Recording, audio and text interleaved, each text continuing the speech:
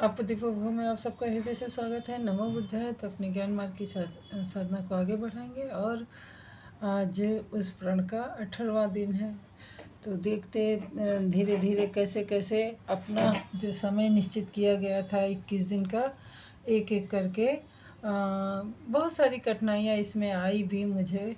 कभी कभी मन नहीं करता था बैठने का, फिर भी हमने खुद से प्रण किया है इस बात का ध्यान रखते हुए, क्योंकि इंसान किसी दूसरे से प्रण करे या उसको वचन दे, उससे कहीं ज़्यादा ईमानदारी से ये साबित होता है कि आप कितने ईमानदार अपनी ज़बान के प्रति हो।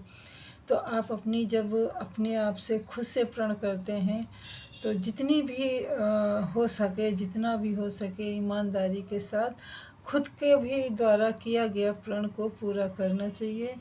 इससे हमें कई लाभ होते हैं, भले वो लाभ मतलब प्रत्यक्ष रूप से ना दिखाई दे, परंतु परोक्ष रूप से हमें वो लाभ मिलते ही रहते हैं। सबसे पहले तो हम अपने प्रति ईमानदार हो जाते हैं, फिर वो ईमानदारी का जो हमारे अंदर बीज पड़ता है वो हम दूसरों के प्रति भी ईमानदार हो जाते हैं।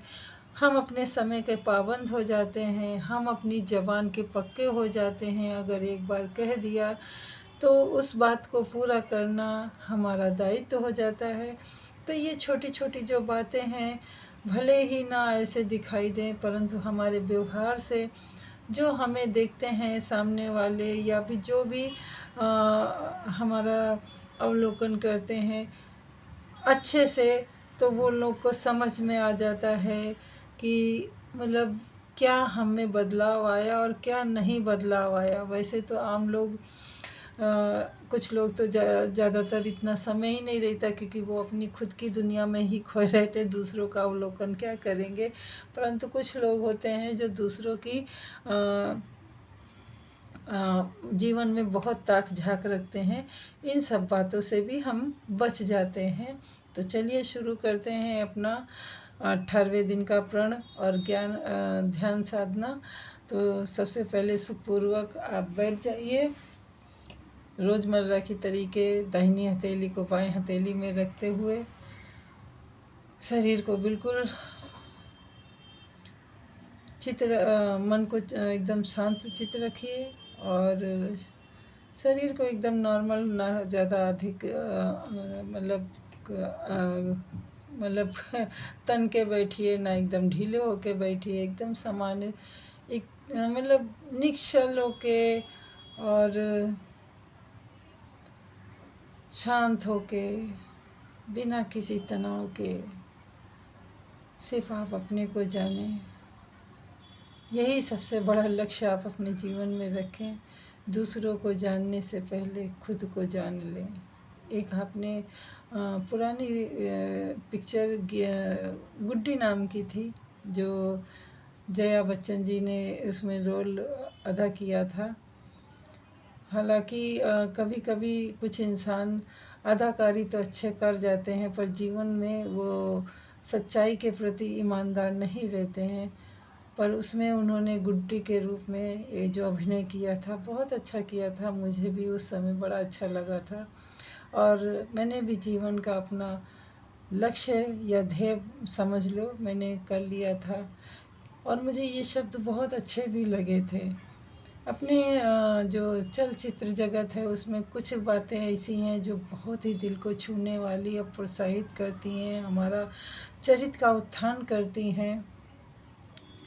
तो दूसरों की जय से पहले खुद को जय करें, ये शब्द मुझे बहुत अंदर तक झंझोर दिए थे। और ये बात सत्य भी है कि जब हम खुद को उतना सक्षम कर लेंगे तो सामने वाले को हम सक्षम करने में सक्षम हो जाएंगे।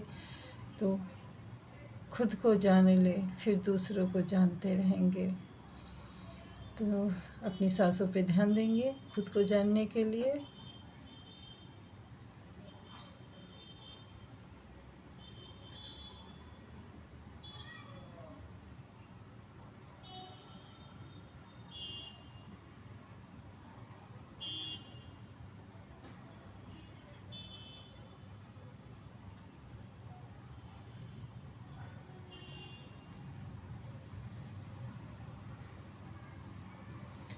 चलिए धीरे धीरे आंखें खोलिए और प्रतिदिन के ही अनुसार अपनी हथेलियों को घर्षण कीजिए और जो घर्षण से ऊर्जा निकलेगी वो ऊर्जा अपने जो वेदना जिस अंग में आपके हो रही है उस अंग में आप उस हथेली को धीरे धीरे से मलिए और या फिर आपके किसी परिचित को या प्रियजन को अगर वेदना सता रही हो, कोई दुख सता रहा हो, तो ये अपनी जो शुद्ध स्वच्छ ऊर्जा का आपने वर्धन किया था उसको आप उनको भी दे सकते हैं मंगल कामना के साथ। तो ये एक बहुत ही अच्छा एक कह सकते हैं कि उपाय भी है। हम खुद को भी स्वस्थ रख सकते हैं, दूसरों को भी स्वस्थ रखेंगे। तो मैं यहाँ पे वही कह रही थी कि जिस प्रकार से हम दूसरों को तो आजकल क्या पहले भी बहुत से जिनका आदत रहता है वो अपने आप को ना जान करके अपने से अनभिज्ञ होते हुए भी दूसरों के जीवन में बहुत ही हस्तक्षेप करते रहते हैं। दूसरों के जीवन में क्या हो रहा है वो बहुत ही ध्यान देते हैं, जबकि उनके जीवन में क्या हो रहा है उनको पता ही नहीं होता है। तो कृपया करके जो भी बुद्ध जी के से संबंध रखता है, जैसे कि मतलब उनका ज्ञान, ध्यान, धर्म या फिर उनके वचनों को मानता है, तो कृपया करके आप दूसरों पे ध्यान देने से पहले अपने को जान लीजिए। ये अति उत्तम होगा आपके लिए भी और दूसरों के लिए भी। तो खुद को जानना ही बेहतर उपाय है अपने आप को संभाले रखने के लिए। और बहुत से लोग हैं तो जो बुद्ध को बस जिन बातों को उन्होंने नहीं करने को कहा, आज वही लोग वो सब करते हैं। उनका पूजा पाठ, हवन और धूप बत्ती, दिया बत्ती, उनका भी मंदिर बना दिया, जबकि बुद्ध ने कभी नहीं कहा था कि मुझे पूजा जाए या मेरी पूजा करी जाए। वो तो पूजा पाठ और इन सब आडंबरों से दूर रखते थे सभी जनों को। फिर भी कुछ लोग हैं ऐसा करते हैं। तो मेरा उन लोगों से यही कहना है कि आप चाहे कोई भी धम्म या विपश्यना धम्म में या विपश्यना केंद्र में जाएं, या किसी भी बुद्ध का जो आजकल लोगों ने जो स्तूप को अब कुछ लोगों ने मंदिर कहना शुरू कर दिया है।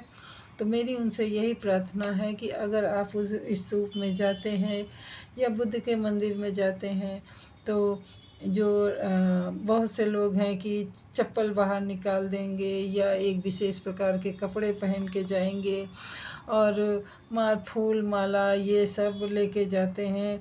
तो मैं फिर वही कहूँगी, तो ना भगवान को इन सब चीज़ों की ज़रूरत है, ना बुद्ध को इन सब चीज़ों की ज़रूरत है। बुद्ध को केवल आपके स्वच्छ और निर्मल होने की ज़रूरत है और उनको बस यही अच्छा लगता और वो यही चाहते थे, कामना भी करते थे कि जैसे वो जागे वैसे समस्त संसार के प्राणी जाग जाए। तो कृपया करके बुद्ध को घंटा या पूजा पाठ के द्वारा जगाने से बेहतर है कि आप अपने को जगा लीजिए, अपनी सांसों पे ध्यान दे लीजिए, अपने आप को जान लीजिए। बुद्ध साक्षात आपके अंदर ही मिलेंगे, बुद्ध कहीं बाहर नहीं है। आप जागे वही बुद्ध है। तो मिलते हैं अगली वीडियो में, तब तक के लिए नमो बुद्धाय। मंगल हो आपका भी, हमारा भी और सृष्टि के समस्त प्राणीजनों का, क्योंकि जब हृदय में हम अच्छा बीज बोएंगे मंगल कामना का, तो मंगल ही मंगल होगा, सारी सृष्टि मंगलमय हो जाएगी। तो नमो बुद्धाय।